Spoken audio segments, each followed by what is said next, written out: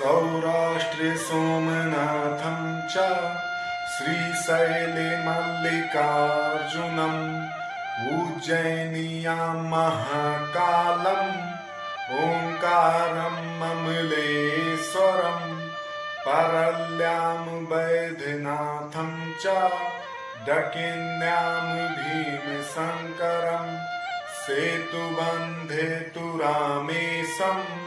नागेशं दारुकावने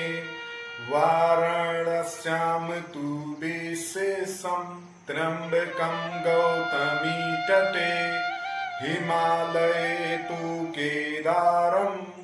भुसमेशं च शिवालये एतानि ज्योतिर्लिङ्गानि सायं प्रातः पठेदन्तरः सप्तजन्म कृतं पापम् अस्मरणेन विनाशति।